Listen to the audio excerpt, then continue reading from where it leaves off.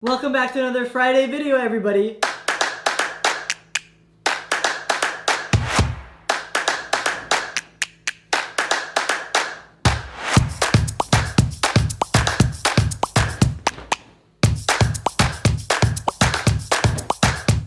Hey, what's up? My name is Stephen and welcome to Stephen Flores Travel. I hope you all had a great week so far. So as we near the weekend, obviously it's time for another video, and I thought for this video I wanted to move away from Europe. I feel like my last few videos were all like Europe centered, but there's another place in the world that I've traveled to a lot, and that is Southeast Asia. As you guys know, I am Southeast Asian, I am Filipino, and I currently live in Manila. So this is something I think I'm quite the expert in, even though I have not gone to a lot of Southeast Asian countries yet. To date, I've only gone to the Philippines, obviously, Malaysia, Singapore, and Thailand. But hopefully when this pandemic ends, hopefully by next year, I'll be able to go to a lot more. And I'm pretty sure a lot of you have been dreaming about going to Southeast Asia. It's one of the most popular destinations to go to in the world. But I bet some of you are wondering, how can you maximize your time in Southeast Asia so that you see all the highlights and don't waste any time in some places that aren't really that good? So I thought I would share my Southeast Asian bucket list with you guys. Hopefully it'll give you an idea of where you can go in Southeast Asia. And yeah, but before we get to that, I just want to say, if you like this video, don't forget to give it a big thumbs up and comment down below. Also, don't forget to follow me on all my social media platforms. That's Stephen Flores for Facebook and at Stephen J. Flores for Twitter and Instagram. And as always, if you like this video and want to see more videos like this video, don't forget to subscribe and click the bell for me, will ya? So yeah, without further ado, let's move on with the video. So we're gonna start off with the most famous city in Laos, and that is Luang Prabang. There's so many things that you can do here that I think like appeals to a wide variety of people. You can go to the temple caves called the Pak Ao Caves, which have like a bajillion Buddha statues inside. You could take a boat to the town of Trumpet and explore there. You could hike to the top of the hill that is at the center of Luang Prabang. I forgot the name. I think it's called like Fusi, Mount Fusi, something like that. You can climb all the way to the top and you have great views of Luang Prabang and surrounding areas. But obviously the reason why people go to Luang Prabang is because of the Kwangsi Falls. If you guys don't know what the Kwangsi Falls are, they're probably one of the most famous waterfalls in all of Southeast Asia. Just these beautiful turquoise waters cascading down from like this like incredibly tall and imposing and like awesome waterfall. And some people even climb all the way to the top of the waterfall and it looks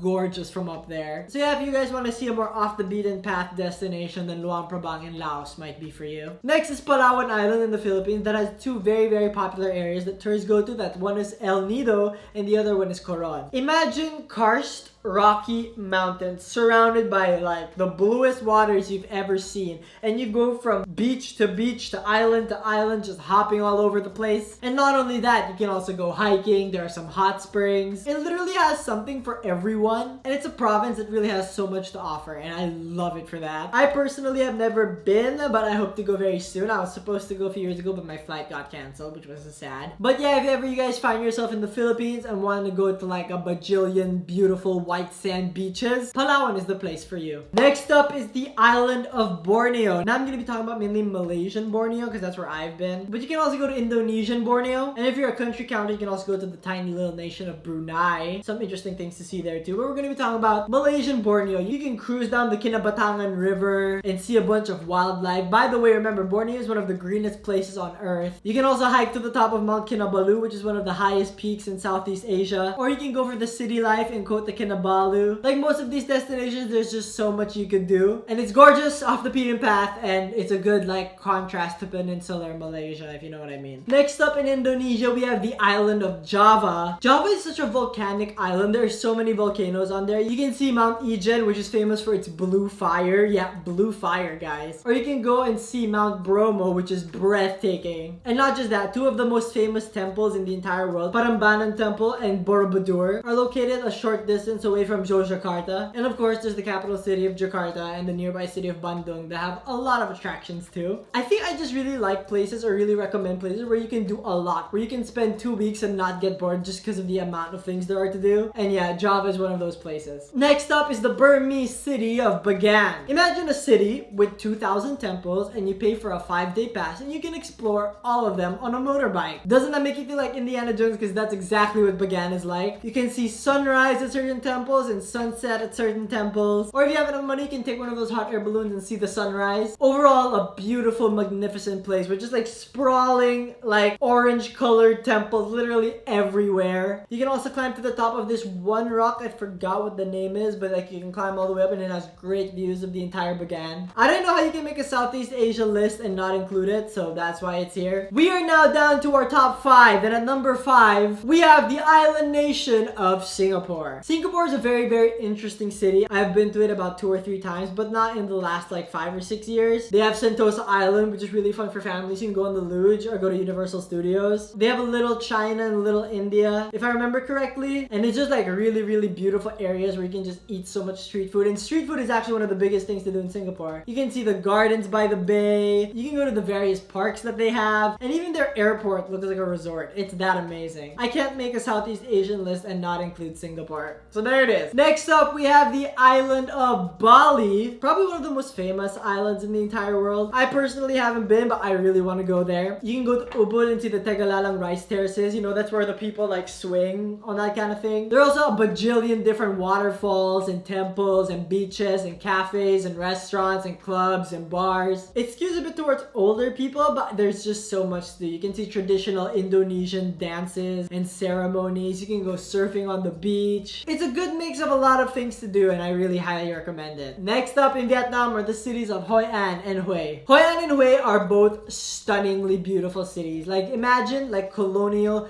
Vietnamese architecture, like with beaches in it. You can get suits tailored in Hoi An. You can go on a basket boat tour. You can see a bunch of different tombs in Hue. You can go up the Marble Mountains near Hoi An. You can spend a week to a week and a half here and not get bored and just like chill with the laid back atmosphere of everything. Go to all the different cafes and restaurants and all that. Definitely would highly recommend. So we are now down to the last 2, and at number 2 we have the temple complex of Angkor Wat. This is in Siem Reap in Cambodia, and it is phenomenal. It's a little bit pricey to go, but then the temples are just amazing. And unlike some other ancient temples, you can actually still climb these ones, even though they're more than 1,000 years old. You can just as easily climb them. There are great views of the entire area. It's just such an amazing, beautiful place to be. And you could spend days exploring all the different temples, like Bayon Temple or Taprom Temple or the main Angkor Wat Temple. You can go all the way up to Bantai Srey and Bantai Kadai. I don't know if I'm pronouncing that right. I'm probably not. Point is, go to it. It's probably up there with like the pyramids and the Great Wall of China. It's one of the best human-made structures of all time. And finally, we go to a small island in the Philippines for our number 1, and that is the island of Siargao. I went to Siargao last year and had the best time. Imagine crystal clear waters that you can surf on, and a bunch of like rock pools that you can like swim in. Then there are also cool river journeys, island hopping, and you can tell it's all been relatively untouched by development, so it is just pristine. You literally get your biggest bang for the buck here. You can go 7 days here